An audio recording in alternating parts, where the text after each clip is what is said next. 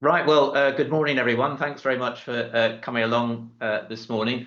Just a few words about me first. So I'm uh, Jonathan Mant. I've been a professor here in Cambridge since 2008 in primary care research. So my research has always been carrying out studies in the community, mostly in general practice settings. And my area of research has always, always mostly been in terms of cardiovascular disease, both prevention and the longer term sort of care and treatment. And what I'm going to talk to you about today, and this kind of illustrates how long research takes to get done, is this SAFER trial, stands for Screening for Atrial Fibrillation with ECG to Reduce Stroke. This IFB, we've had the funding for this for 7 years now, and we were working on the grant application for a couple of years before that. So this has really been the last decade of my life. And we're not finished yet, so still more to go. What I want to do today is that's better, yeah. Well, three things really. But by way of introduction, I want to outline for you what atrial fibrillation is, and therefore why one might want to screen for it, which is what we've been doing for the last few years. And that's as a context to the SAFER program that we've been running. And then come back to the theme of the kind of implicit theme of this talk at the end, which is the tension perhaps between technological progress in healthcare and actually confirming that the technology does actually make lives better. I think we have an inherent attraction to new technologies, that we need to adopt them, and sometimes we adopt them without fully considering the consequences. But maybe that's because I'm a kind of a laggard, and maybe I should be more optimistic in my assessment of what technology can do for us. But that's an open question, which we'll come back to at the end. So first of all, what is atrial fibrillation? So it's a heart condition. It's when your heart beats irregularly. A doctor or indeed yourself can diagnose it quite easily if you feel your own pulse and you find it's beating irregularly, and you find that the strength of the pulse differs from beat to beat. And you diagnose it with what's called electrocardiograph, ECG. And on this tracing here, you have a normal ECG, which has this P wave, which is the electrical activity that causes the atria to contract. These are the smaller chambers in the heart. And then you have this what's called the QRS complex, which is the electrical activity that stimulates the ventricle to contract.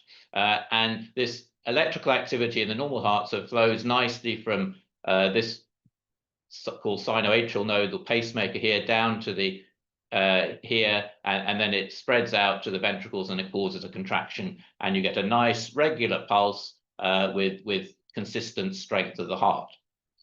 In atrial fibrillation, the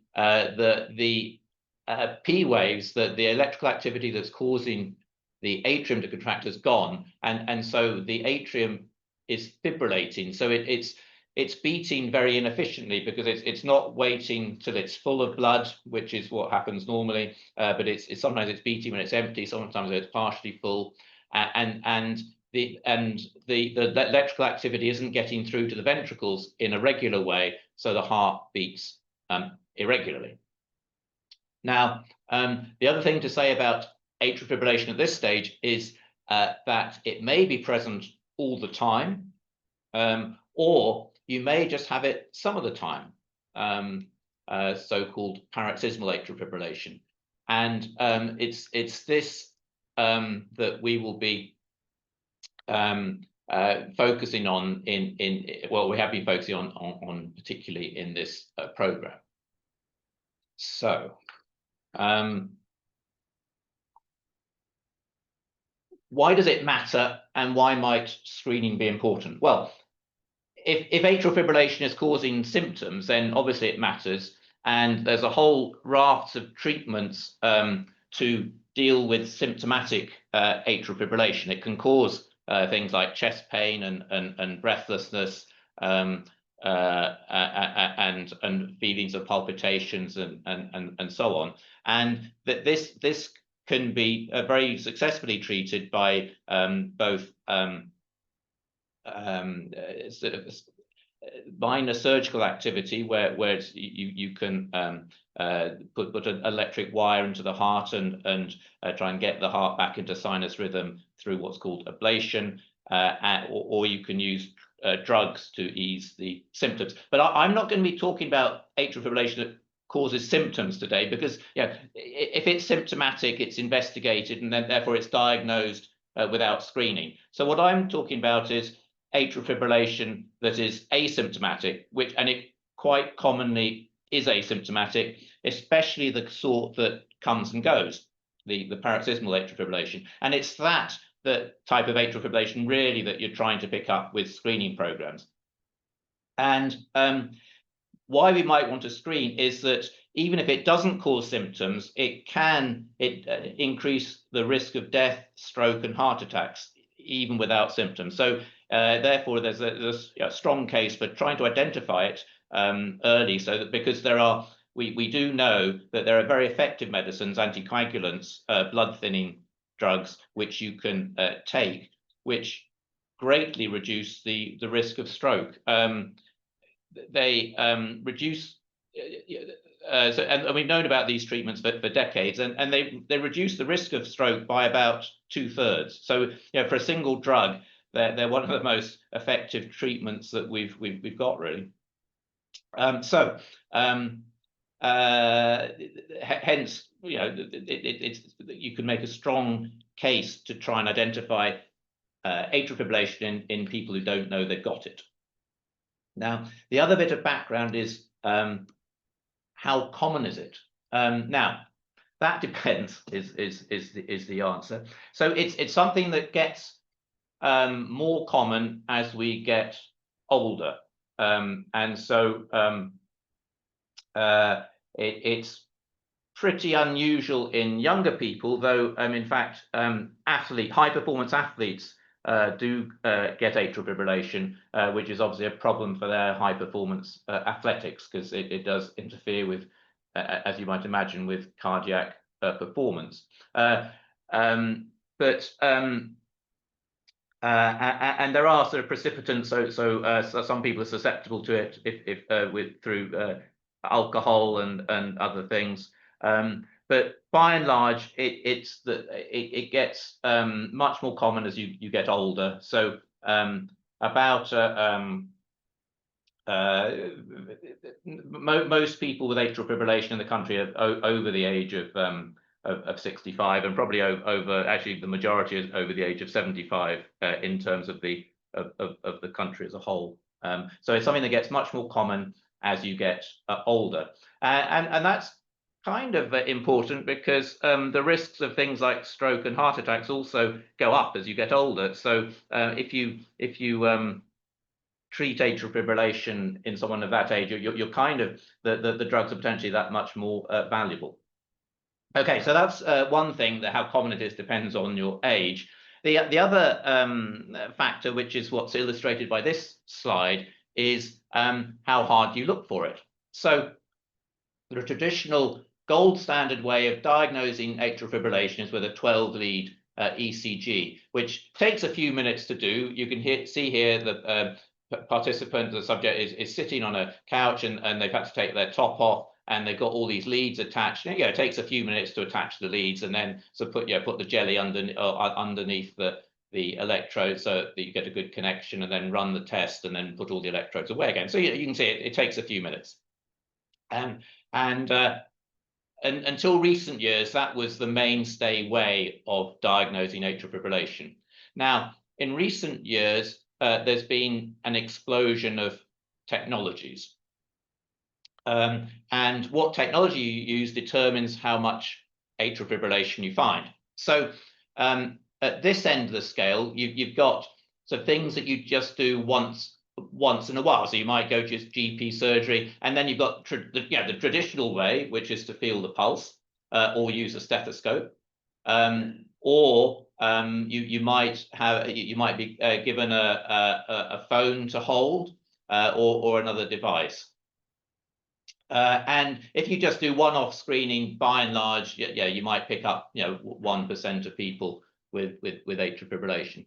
Next, you can use a handheld device, a single lead ECG, but use it repeatedly for a short time, 2 or 3 weeks, and then obviously you pick up a bit more. What's come in recent years, and I'm sure many of you will have these, so things like Fitbits, Apple Watches, and other devices, which are continuously looking for atrial fibrillation. And then at the sort of medical technology end of the spectrum, you can also be given a patch to wear, which measures the heart rate continuously for a couple of weeks or so. Or you can have a device, intracardiac monitoring, and you might monitor it for atrial fibrillation continuously for the length of the battery, which is usually at least 3 years. So if you do this end of screening, the detection rate is about 1%. Here it's about 1/3 of people. So an enormous difference to how common it is. And all that, obviously what you're detecting difference are different degrees of paroxysmal atrial fibrillation. Any of these techniques will pick up someone who's in atrial fibrillation all the time, but clearly as you move along here, you're picking up people who have less and less atrial fibrillation over the course of a year. So from what I've said, why is a trial needed? Well, the issue is that while we know that asymptomatic atrial fibrillation that was detected in the past, i.e. from a 12-lead ECG, had a strong association with stroke and heart disease, because that was permanent atrial fibrillation or very high frequency paroxysmal atrial fibrillation. What we can pick up with these devices is fairly low frequency paroxysmal atrial fibrillation, and we do know that the less frequent you have atrial fibrillation, the less the risk associated with it. But the harms of treatment, the main side effect of anticoagulation is serious bleeding. They're the same. So it may be that detecting people with low frequency atrial fibrillation is actually not worth doing. We don't know, which is why we did this trial. So this program, we did 3 things. First of all, we wanted to find out if it was feasible on a population basis as part of a national screening program to screen in primary care for paroxysmal atrial fibrillation, and if so, how should we do it? So that was the first phase of the program, to work out the best way to do it, thinking about how you would do it nationally, in the same way that we have programs for bowel cancer screening, breast cancer screening, lung cancer screening, and so on. Secondly, and the main purpose was, if we do screen, does it reduce the risk of stroke, which is kind of what you're intending to do? And if it does reduce the risk of stroke, we were also interested in asking, how should we implement screening?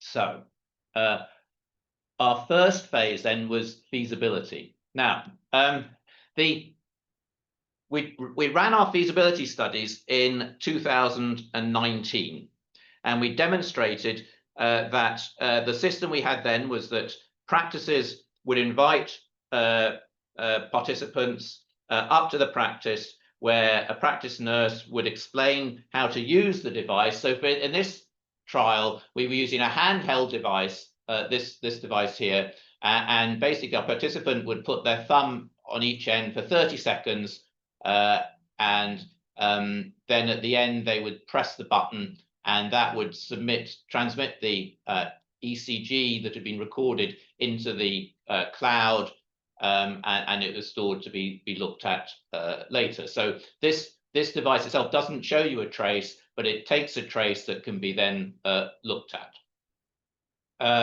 So when we conceived the trial, we thought, well, the obvious way to do it is for practice nurses to show participants how to use the devices. The participants take the devices away for a period of time and then bring them back to the practice.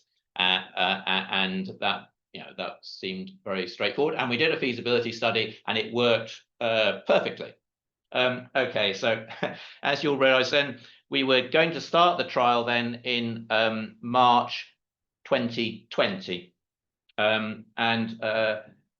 Those of you with not too long memories will remember that something else happened in the country in March 2020 that made a trial where we encouraging people to attend GP surgeries totally impractical and impossible to do. So we kind of were a bit of a loss to decide what to do then, because do we just stop? And we realized that the pandemic was not going to be a kind of something you could just wait for a month or two to pass. It quickly became apparent that healthcare was going to be materially different for the foreseeable future.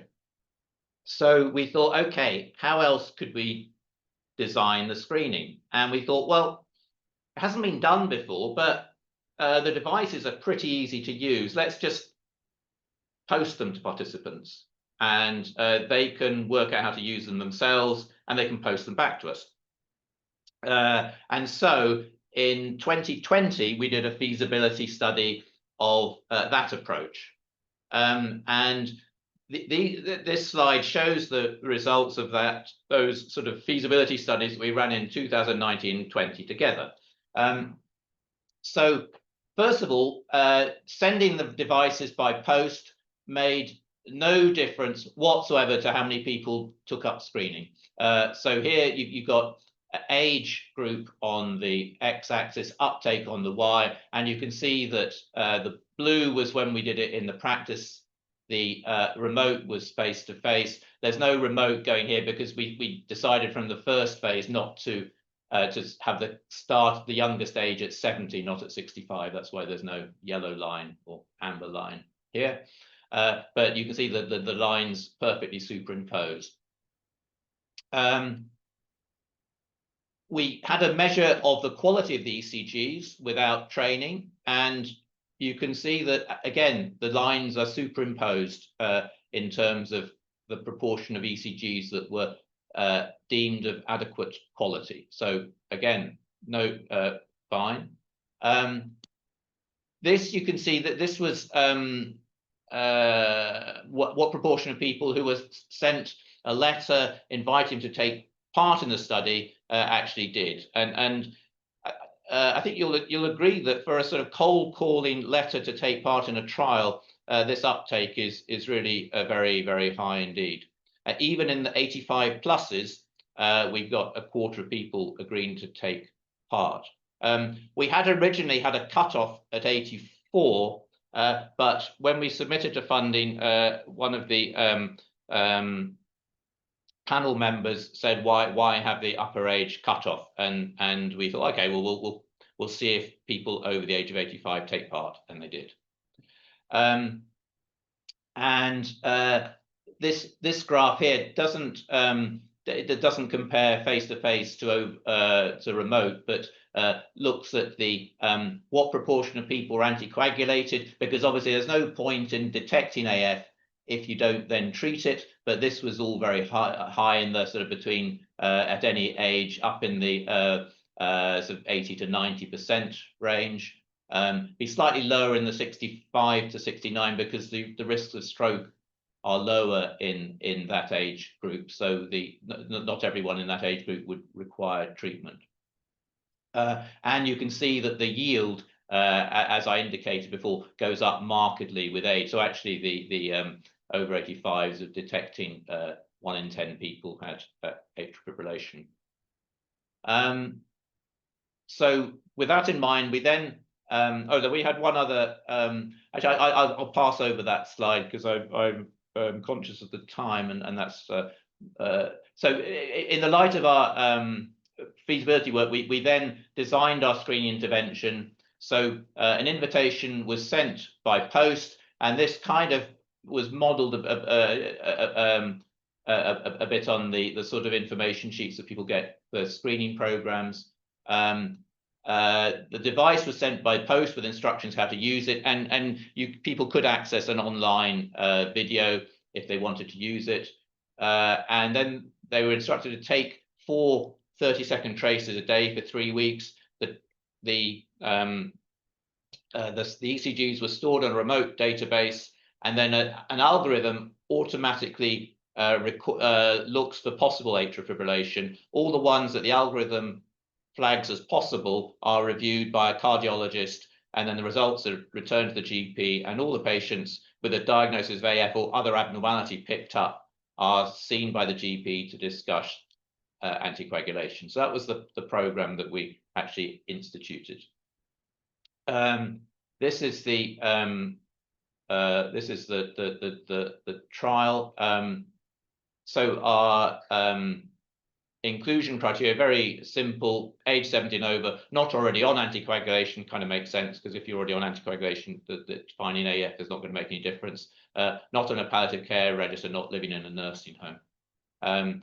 We sent a letter, patients gave consent, and then in batches we would randomize by household, because we were concerned if, because obviously couples are likely to both be of the comparable sort of age to take part in screening. So we thought it might be confusing if we had a couple in the trial, one doing the screening and the other one not. So we thought it best to randomize by household in a ratio of 1 to 2, because basically the intervention is obviously where all the cost goes in the trial. So we've got more chance of getting a result for less money if we have more control patients who are not offered screening.